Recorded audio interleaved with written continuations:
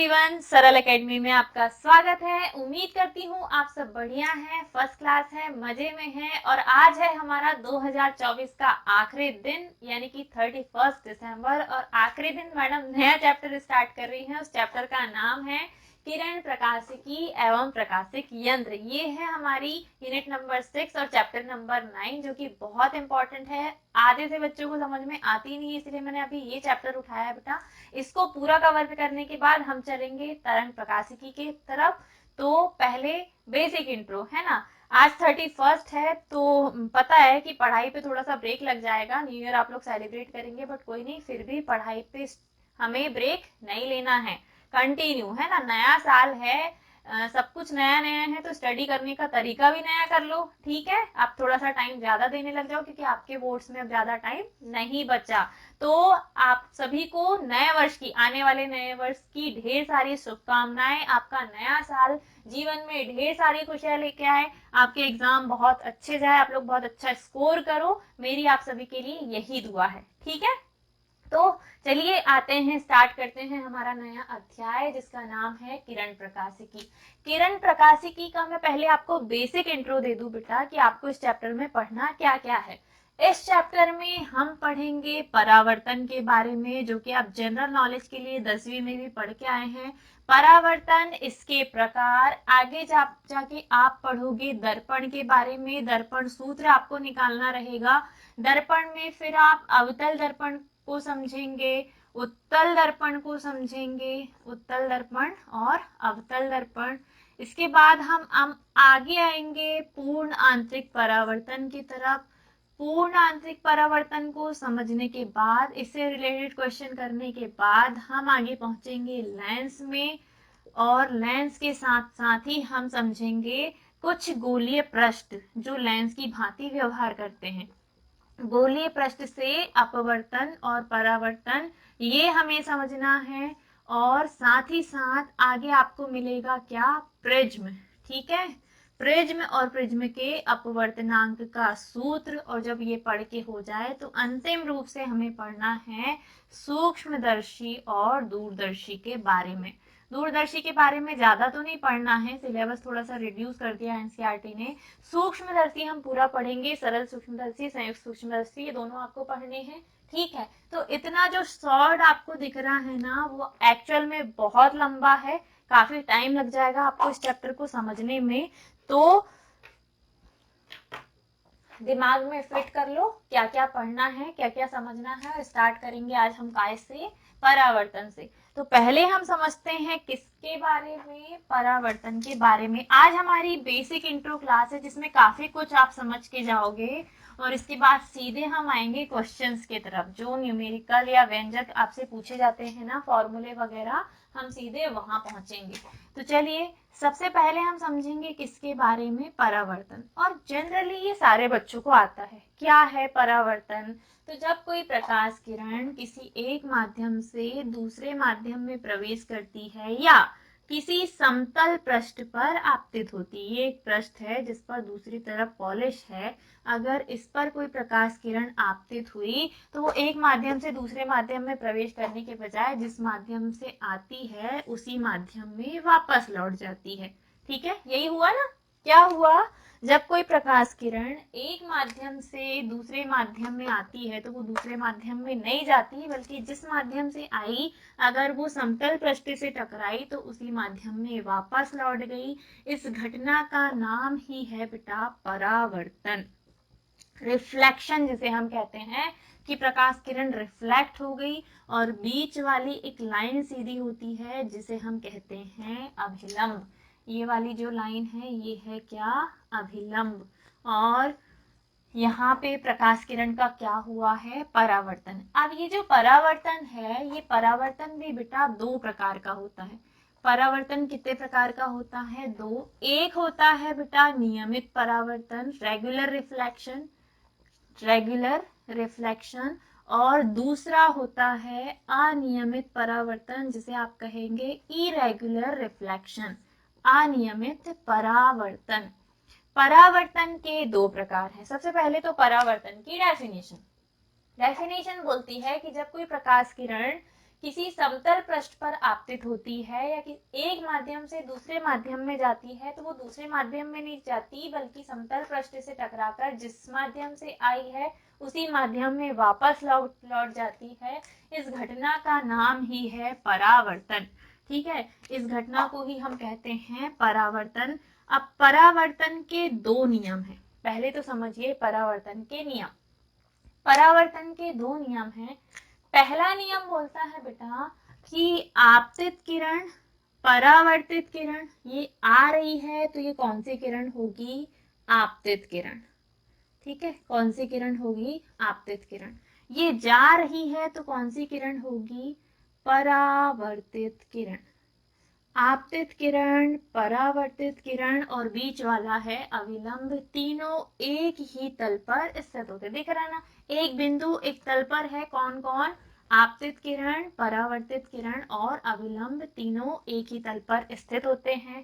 साथ ही साथ ये बन रहा है आपतित किरण और अविलंब के बीच में एक कोण। इस कोण को कहा जाता है बेटा आपतन कोण, और आपतन कोण को दर्शाते हैं आई से। ठीक है, आपतन कोण को दर्शाते हैं आई से। यहाँ पे बन रहा है परावर्तन कोण, और परावर्तन कोण को दर्शाते हैं आर से। एक है आपतन कोण और दूसरा है परावर्तन कोण। परावर्तन का दूसरा नियम बोलता है आपतन कोण का मान और परावर्तन कोण का मान बराबर होता है, यानी कि आई बराबर होता है आर। क्या बोला मैंने दूसरे नियम में? आपतन कोण और परावर्तन कोण दोनों का मान बराबर होता है। बेसिक इंट्रो क्लास है ये, लेकिन फिर भी आगे जाके आपको बहुत सारी ऐसी चीजें सीखने को मिलेगी जो शायद आपने पहले कभी पढ़ा नहीं होगा। और बिना बेसिक समझे किरण प्रकाश की के क्वेश्चन हमसे बनने नहीं वाले, एक बात ध्यान रखना। तो जो भी बच्चा स्किप करके आगे बढ़ने वाला है ना, वो समझ ले कि जब तक आप किसी चीज के बेसिक के बारे में नहीं समझोगे, जब तक आप नींव को आपके स्ट्रांग नहीं बनाओगे, तब तक आप वहां पे बिल्डिंग खड़ी नहीं कर सकते। ठीक वैसे ही अगर आप बेसिक अच्छा नहीं करोगे तो आगे जाके जो टफ क्वेश्चन है आपके, वो आपसे नहीं बनने वाले। तो अभी हमने सिर्फ सिंपली परावर्तन की डेफिनेशन डिस्कस किए हैं, साथ ही साथ डिस्कस किए हैं परावर्तन के नियम, और नियम में जो दूसरा पॉइंट है आई बराबर आर, ये आपको याद रखना है। ठीक है, आगे मैंने आपको बताया कि परावर्तन दो प्रकार का होता है, एक होता है नियमित परावर्तन और दूसरा होता है अनियमित, रेगुलर और इरेगुलर रिफ्लेक्शन। तो जब प्रकाश किरण किसी समतल सतह पर आपतित होती है ना, तो सीधे आएगी और सीधे चले जाएगी, जैसे आएगी वैसे चली जाएगी, कोई चेंजेस नहीं, सीधे आई और सीधे चली गई। तो इस प्रकार से जब परावर्तन हो कि प्रकाश किरण सीधे सीधे आपतित हो और परस्पर समानांतर सीधे सीधे चली जाए। ठीक है, दिख रहा है ना यहाँ पे, सीधे सीधे आपतित हो और सीधे सीधे चली जाए, तो इस प्रकार के परावर्तन को बेटा हम बोलते हैं नियमित परावर्तन। ठीक है, इस प्रकार के परावर्तन को बोला जाता है नियमित परावर्तन, यानी कि रेगुलर रिफ्लेक्शन। और इसी रिफ्लेक्शन के कारण हम मिरर में अपना चेहरा देख पाते हैं। ठीक है, अगर आप किसी समतल दर्पण में अपना चेहरा देख पा रहे हो तो उसका रीजन है कौन सा परावर्तन? नियमित परावर्तन, जिसे आप कह रहे हो रेगुलर रिफ्लेक्शन। अब दूसरा पॉइंट, हाँ मैंने जो अभी बात आपको बोली वो शायद आपसे ऑब्जेक्टिव में पूछ ले, तो हाईलाइट करके लिख के जरूर रख लेना कि नियमित परावर्तन के कारण ही हम अपना चेहरा मिरर में देख पाते हैं। दूसरा अनियमित परावर्तन, दूसरा है बेटा अनियमित परावर्तन। अगर प्रकाश किरण किसी खुरदुरी सतह पर आपतित होती है, दूसरी तरफ आपको पॉलिश करनी है और सतह कैसी है? खुरदुरी। खुरदुरी सतह पर, जिगजैग सतह पर जब प्रकाश किरण आपतित होती है तो ये आपकी आपतित हुई, इधर चली गई, इधर आपतित हुई, इधर चली गई, इधर आपतित हुई, इधर चली गई। कोई इसकी निश्चित डायरेक्शन नहीं है, ना आपतन की और ना परावर्तन की। ठीक है, जब आपतित किरण और परावर्तित किरण एक दूसरे के समानांतर नहीं होती, देखो तीनों सीधी सीधी आ रही है जैसी आनी चाहिए थी, लेकिन जा कहां से रही है? एक इधर से चली गई, दूसरी इधर से आई, इधर से चली गई। ठीक है, तीसरी इधर से आई, इधर से चली गई। तो कुल मिला के ये सारी किरणें कैसे? जिग जैग, इधर से उधर परावर्तित हो रही है, इनका कोई एक निश्चित डायरेक्शन नहीं है। यहाँ पे परस्पर समानांतर आई थी और परस्पर समानांतर गई थी। आपतित किरण आई थी सीधे सीधे और सीधे सीधे चली गई कौन? परस्पर समांतर परावर्तित किरणें। तो इस प्रकार के परावर्तन को हमने बोला था नियमित परावर्तन। और जब किसी खुरदुरी सतह पर ये प्रकाश किरणें आपतित हुई तो ये परस्पर समानांतर आपतित ना होकर जिगजैग यानी कि टेढ़े मेढ़े तरीके से परावर्तित होती है। और इस प्रकार के परावर्तन को हम कहते हैं बेटा अनियमित परावर्तन। ठीक है, अनियमित परावर्तन, इरेग्युलर रिफ्लेक्शन। आप अखबार पढ़ पाते हैं, चलते चलते कोई भी चीज रीड कर पा रहे हो तो वो इसलिए क्योंकि कौन सा परावर्तन हो रहा है? अनियमित परावर्तन। ठीक है, अभी हमने समझा क्या? परावर्तन, परावर्तन के नियम और परावर्तन के प्रकार। कितने प्रकार है परावर्तन के? 2 प्रकार है, एक है नियमित और दूसरा अनियमित परावर्तन। अब हम समझेंगे क्या? दर्पण के बारे में। ठीक है, अगला टॉपिक आपका है दर्पण।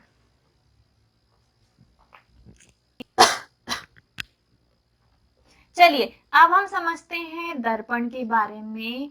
तो दर्पण बेटा, मिरर एक ऐसी युक्ति है, एक ऐसी युक्ति है जो अपने ऊपर आपतित, जो अपने ऊपर आपतित सभी किरणों को, सभी किरणों को परावर्तित कर देता है, परावर्तित कर देता है। एक ऐसी युक्ति जो अपने ऊपर आपतित सभी किरणों को परावर्तित कर दे, वही है दर्पण। दर्पण 3 प्रकार के होते हैं। कितने टाइप के होते हैं बेटा दर्पण? 3 प्रकार के होते हैं। पहला होता है समतल दर्पण, फर्स्ट इज समतल दर्पण।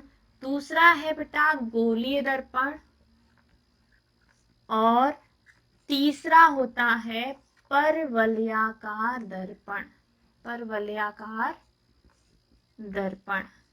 दर्पण मेनली यानी कि मिरर मेनली 3 टाइप के होते हैं। पहला है समतल, दूसरा है गोलीय और तीसरा है परवलयाकार दर्पण। अगर आपने किसी सीधी कांच पर एक तरफ पॉलिश कर दिए तो ये होता है कौन सा दर्पण? समतल दर्पण। अभी जो आपने परावर्तन करवाए थे ना नियमित वाला, वो किस पे हुआ था? समतल दर्पण पे। दूसरा है बेटा गोलीय।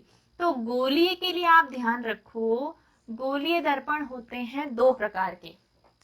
एक होता है उत्तल गोलीय दर्पण, उत्तल गोलीय दर्पण, और दूसरा होता है अवतल गोलीय दर्पण, अवतल गोलीय दर्पण। गोलीय दर्पण के 2 प्रकार हैं, एक उत्तल और दूसरा अवतल, और तीसरा है परवलयाकार। ये जो डायग्राम है ये है समतल का। अगर मैंने हल्का सा कर्व लिया और उसके एक किसी भी तरफ पॉलिश कर दी और ये किसी खोखले गोले का हिस्सा है, ठीक है, ये कोई गोला था, इसको मैंने काट दिया, काट कर इतनी जगह निकाल दी, तो ये होगा कौन सा दर्पण? गोलीय दर्पण। और अंदर की तरफ इसको मोड़ दो तो ये होता है कौन सा दर्पण? परवलयाकार दर्पण। ये कौन सा दर्पण है? परवलय के जैसा है ना, अंदर की ओर बहुत ज्यादा गड्ढा है तो इसको बोलते हैं परवलयाकार दर्पण। ठीक है, अब हम आते हैं मेन। ये तो आपके उतने काम के नहीं है, मेनली हमें समझना है किसके बारे में? गोलीय दर्पण के बारे में। और गोलीय दर्पण के कितने प्रकार हैं? 2। तो जब आप किसी खोखले गोले को काटो, खोखले गोले को हमने यहाँ से काटा, एक तरफ यहाँ से एक तरफ यहाँ से, एक ही गोले के 2 हिस्से काट दीजिए। ठीक है, 2 हिस्से को काटकर हमने अलग कर दिया, एक है ये हिस्सा, दूसरा है ये हिस्सा। ठीक है, इस हिस्से की तरफ हमने बाहर की तरफ पॉलिश कर दी, ये हिस्सा अंदर की तरफ दबा हुआ है। और इसमें क्या किया? अंदर की तरफ पॉलिश कर दी, बाहर उठा हुआ हिस्सा। तो जो बाहर उठा हुआ है उसी पर प्रकाश किरणें आपतित होंगी और टकराकर इससे गुजर जाएंगी, और जो अंदर दबा हुआ है उस पर प्रकाश किरणें सीधी आपतित होंगी और फिर चली जाएंगी, है ना। तो जो दर्पण अंदर की ओर दबा हुआ होता है उसे कहा जाता है बेटा अवतल दर्पण, अवतल दर्पण, और जो उठा हुआ होता है उसे कहा जाता है उत्तल दर्पण। उत्तल का मतलब क्या होता है? उठा हुआ। अवतल का मतलब क्या होता है? दबा हुआ। और उत्तल का मतलब होता है उठा हुआ। तो मेनली गोलीय दर्पण के दो टाइप होते हैं, एक होता है अवतल और दूसरा होता है उत्तल दर्पण। ठीक है। दर्पण तीन प्रकार के होते हैं, समतल, गोलीय और परवलयाकार। लेकिन जो गोलीय दर्पण होता है वो वापस से दो प्रकार का होता है, उत्तल गोलीय दर्पण और अवतल गोलीय दर्पण। ठीक है। उत्तल ये है अवतल और ये है उत्तल दर्पण। अब हमें दर्पण से रिलेटेड बहुत छोटी छोटी सी डेफिनेशन समझनी है जो आगे आपके काम आएंगी। अभी आपको सिर्फ आइडेंटिफाई करना था कि ये अवतल दर्पण है, ये उत्तल दर्पण है, लेकिन अब आपको समझना है कि दर्पण अगर है तो दर्पण का यूज हम काय के लिए कर रहे हैं? इमेज बनाने के लिए, प्रतिबिंब निर्माण के लिए। और प्रतिबिंब का निर्माण उत्तल दर्पण कैसे करेगा और अवतल दर्पण कैसे करेगा, ये होता है विभिन्न नियमों के आधार पर। लेकिन अभी के लिए आपको इनसे रिलेटेड छोटी छोटी सी डेफिनेशन समझनी है, जैसे कि दर्पण का द्वारक क्या होता है, दर्पण का मुख्य अक्ष क्या होता है, वक्रता केंद्र क्या होता है, मुख्य फोकस क्या होता है। ये छोटी छोटी सी परिभाषाएं अब हम डिस्कस करेंगे। इसका स्क्रीनशॉट ले लो और एक बार ऐसे रिवाइज करके चले जाना। हम समझते हैं गोलीय दर्पण से संबंधित, दर्पण से संबंधित कुछ महत्वपूर्ण परिभाषाएं। ठीक है, कुछ महत्वपूर्ण परिभाषाएं। अब सबसे पहले तो बेटा गोलीय दर्पण मतलब क्या? गोलीय दर्पण मतलब या तो हम बात करेंगे उत्तल दर्पण की या फिर अवतल। अगर ये अंदर कर्व है और बाहर की तरफ हमने पॉलिश कर दिए, मतलब ये कौन सा दर्पण है? अवतल दर्पण। लेकिन अवतल दर्पण भी कौन सा दर्पण है? गोलीय दर्पण। ये है आपका अवतल दर्पण। और एक और अगर मैं ले लूं उठा हुआ वाला, ये वाला, ये उठा हुआ है, हमने इसमें अंदर की तरफ पॉलिश कर दिए, तो ये होता है कौन सा दर्पण? उत्तल दर्पण। ये रहा उत्तल दर्पण। जो चीज हम एक दर्पण में समझेंगे वही दूसरे में भी है, सेम टू सेम। अभी जो हम डेफिनेशन समझ रहे हैं, तो मैं किसी एक डायग्राम से आपको समझाऊंगी, दूसरा डायग्राम आपको ऑटोमेटिकली समझ में आ जाना चाहिए। ठीक है। तो सबसे पहली परिभाषा दर्पण से रिलेटेड जो है वो है बेटा दर्पण का ध्रुव। दर्पण का ध्रुव। ये जो गोलीय दर्पण है, ये रहा आपका गोलीय दर्पण। इस गोलीय दर्पण का जो केंद्र होगा, ये बीचों बीच, ये है दर्पण का द्वारक। मतलब यहां से यहां तक की लंबाई को बोलते हैं दर्पण का द्वारक। ये जो गोलीय दर्पण है, इतना पूरा दर्पण, इसका जो भी सेंटर पॉइंट होगा, इसका जो भी मध्य बिंदु होगा, उसी को कहा जाता है ध्रुव। ध्रुव का मतलब क्या? तो दर्पण का मध्य बिंदु, मध्य बिंदु। और नाम दे देंगे हम इसको P। इस बिंदु का नाम दे देंगे P। ये जो P बिंदु आपको दिखाई दे रहा है, यही है क्या? ध्रुव। ठीक है, यही है ध्रुव। ध्रुव मतलब क्या? तो दर्पण का बीच में एक सेंटर पॉइंट होता है जिसे हम क्या कहते हैं? ध्रुव। अब दूसरी डेफिनेशन है इसी से रिलेटेड, द्वारक। क्या बोल रही हूं मैं? द्वारक। तो द्वारक का मतलब क्या? तो दर्पण की लंबाई, यहां से यहां तक की लंबाई, इतनी लंबाई को बोलते हैं बेटा दर्पण का द्वारक। यानी कि दर्पण के एक सिरे से दूसरे सिरे तक की दूरी, एक सिरे से दूसरे सिरे तक की दूरी को ही बोलते हैं दर्पण का द्वारक। ठीक है। द्वारक की डेफिनेशन लिखने की जरूरत नहीं है, सिंपल ही आपको समझ में आ जाएगा। एक सिरे से दूसरे सिरे तक की दूरी, दर्पण के एक सिरे से दूसरे सिरे तक की दूरी, दूसरे सिरे तक की दूरी दर्पण का द्वारक कहलाती है। ठीक है। तीसरी डेफिनेशन है बेटा वक्रता केंद्र। यहां से इंपॉर्टेंट चालू हुआ। ठीक है, वक्रता केंद्र। वक्रता केंद्र क्या है? तो आपने जब ये गोली दर्पण बनाया तो आपने गोले को काटा था, ये था आपका गोला। आपने इसको एक तरफ से काटा, काटकर उसके एक तरफ, किसी भी तरफ, या तो अंदर या बाहर क्या कर दी? पॉलिश कर दी, और वो बन गया क्या? दर्पण। तो जिस भी खोखले गोले का ये दर्पण हिस्सा है, उस गोले का जो भी केंद्र होगा बेटा वही कहलाता है वक्रता केंद्र। यानी कि जिस गोले को आपने काटा है उस गोले का केंद्र ही होगा उस दर्पण का वक्रता केंद्र जो आपने गोले को काटकर बनाया है। तो आप कह सकते हो खोखले गोले का केंद्र, खोखले गोले का केंद्र जिसे काटकर दर्पण बनाया गया वक्रता केंद्र कहलाता है। इसे C से दर्शाते हैं। यानी कि वक्रता केंद्र जब भी दर्शाओगे आप तो काय से दर्शाओगे बेटा? C से। ये है वक्रता केंद्र तो इसे हम काय से दर्शाएंगे? C से। ठीक है, ध्रुव को P से दर्शाते हैं, वक्रता केंद्र को C से। और अगर आप द्वारक के नाम दोगे तो द्वारक का नाम M1 M2 आप दे सकते हो। ठीक है, M1 M2 हम दे सकते हैं।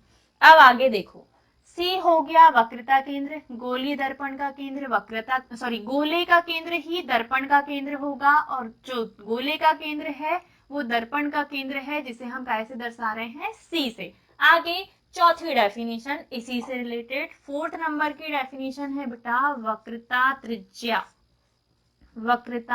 त्रिज्या। तो अब अलग से क्या, जो गोले की त्रिज्या होगी वही दर्पण की त्रिज्या होगी। यानी कि P बिंदु से लेके C बिंदु तक की दूरी, P से यानी कि ध्रुव से वक्रता केंद्र की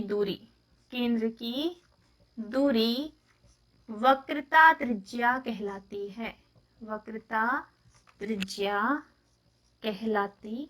है। अब ध्रुव से यहाँ तक की दूरी, वक्रता केंद्र तक की दूरी वक्रता त्रिज्या कहलाती है। इसे R से दर्शाते, कैपिटल R से बेटा वक्रता त्रिज्या को दर्शाते हैं। और कुछ छूटा क्या इससे रिलेटेड?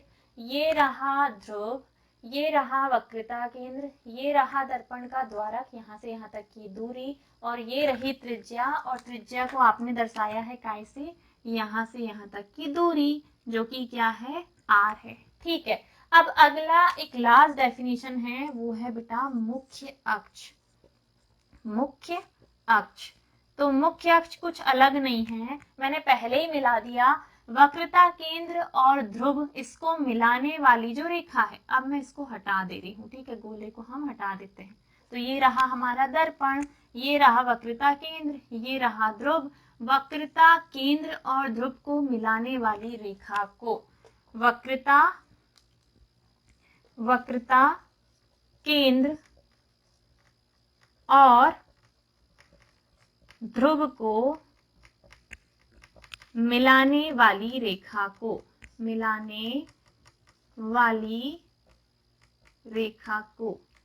क्या कहते हैं? मुख्य अक्ष कहते हैं। ये थी गोलीय दर्पण से रिलेटेड कुछ छोटी छोटी सी परिभाषाएं। अब इनमें प्रतिबिंब का निर्माण कैसे होता है वो मैं आपको जब जैसे जैसे क्वेश्चन करवाते चलूंगी ना वैसे वैसे समझाते चलूंगी। उसके लिए हमको अलग से वीडियो बनाने की जरूरत नहीं है कि आप इसमें प्रतिबिंब का निर्माण कैसे करोगे। बस एक चीज और समझ लो, ये है बेटा अवतल दर्पण और ये है उत्तल दर्पण। ठीक है, जब कोई प्रकाश किरण अवतल दर्पण में, ये सब हटा दे रही वक्रता त्रिज्या वगैरह है ना, ये सब हटा देते हैं।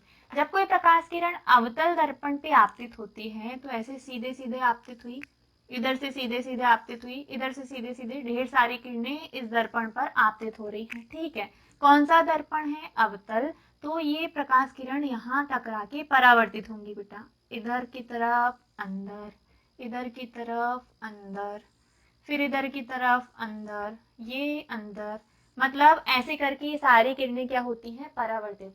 आप देखोगे कि ये किरणें किसी एक बिंदु पर एक दूसरे को काट रही हैं। जब ये किरणें परावर्तित हो रही हैं किससे? अवतल दर्पण से, तो ये किसी एक बिंदु पर एक दूसरे को काट रही है। और जहां ये एक दूसरे को काट रही है ना, उस बिंदु को कहा जाता है बेटा, इसका फोकस बिंदु किसका, अवतल दर्पण का, और इसको दर्शाते हैं F से। ठीक है, ये अवतल दर्पण के लिए है कि सीधे सीधे आपतित हुई है अगर तो टकराकर एक बिंदु से होकर गुजरती हैं, सभी किरणें एक दूसरे को एक बिंदु पर काटती हैं, कहाँ, मुख्य अक्ष पर, और इस बिंदु को कहा जाता है इस दर्पण का मुख्य फोकस। इसका उल्टा हो जाएगा इस तरफ, किसमें, उत्तल दर्पण में। उत्तल दर्पण का ये रहा मुख्य अक्ष, सीधे सीधे किरण आपतित हुई, इधर चली गई, इधर से आपतित हुई, इधर चली गई, फिर इधर से आपतित हुई, इधर चली गई, फिर इधर से आपतित हुई, इधर चली गई। इसका परिवर्तन ऐसे होगा क्योंकि सतह कैसी है, उठी हुई। ये अंदर दबी हुई है तो अंदर किरण जाएगी, ये ऊपर की तरफ उठी हुई है तो ऊपर की तरफ किरणें जाएंगी। अब जब हम इन किरणों को पीछे की तरफ खींचते हैं, ऐसे डैश डैश करके मिलाने की कोशिश करते हैं, तो हम देखते हैं कि सभी किरणें एक बिंदु पर जाकर मिल रही हैं, सभी किरणें एक बिंदु पर जाकर मिल रही हैं। और जिस बिंदु पर ये जाकर किरणें मिलती हैं ना बेटा, उस बिंदु को कहा जाता है उत्तल दर्पण का मुख्य फोकस। ऐसे जब आप स्केल से डायग्राम बनाते हो तो सीधा सीधा बनता है, और ये वाला बिंदु क्या कहलाता है, मुख्य फोकस। यानी कि अवतल दर्पण का मुख्य फोकस लेफ्ट साइड में होता है और उत्तल दर्पण का मुख्य फोकस राइट साइड में। एक और चीज, जहां पे भी हम डैश डैश वाली लाइन खींचेंगे ना, वहां आप बोलोगे कि जो प्रतिबिंब बना है वो आभासी बना है, और जहां आपको सीधे सीधे लाइन खींची हुई देखी, कोई डैश डैश वाला लफड़ा नहीं, वहां प्रतिबिंब वास्तविक। यानी कि अवतल दर्पण हमेशा वास्तविक प्रतिबिंब बनाता है और उत्तल दर्पण आभासी प्रतिबिंब बनाता है, आभासी प्रतिबिंब बनाता है।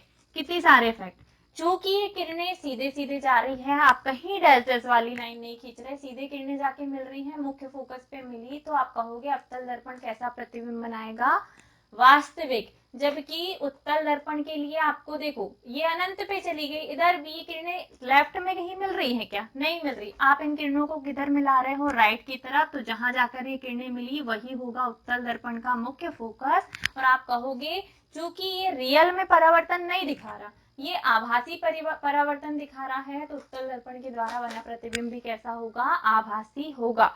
अगले लेक्चर में हम इंपॉर्टेंट क्वेश्चन करेंगे दर्पण से रिलेटेड, दर्पण सूत्र हम निकालेंगे, दर्पण सूत्र में आपको निकलवाऊंगी दोनों के, उत्तल का भी और अवतल का भी। आज के लिए इतना पर्याप्त है, तो बाय बाय, टेक केयर। अगर सब्सक्राइब नहीं किया है चैनल तो सब्सक्राइब कर दीजिए। 2024 जाने वाला है, आज 2025 का आगमन है। नया वर्ष आपके जीवन में ढेर सारी खुशियां लेके आए, सभी स्वस्थ रहे, मस्त रहे, तंदुरुस्त रहे, आप सभी का रिजल्ट बहुत अच्छा बने, और आने वाला साल आपके लिए कुछ नया, कुछ थोड़ा सा एडवेंचरस हो। ठीक है, यही शुभकामनाएं आप सभी के लिए। मिलते हैं अगले वीडियो में। Wish you happy new year in advance बेटा। Bye bye, take care, Radhe Radhe.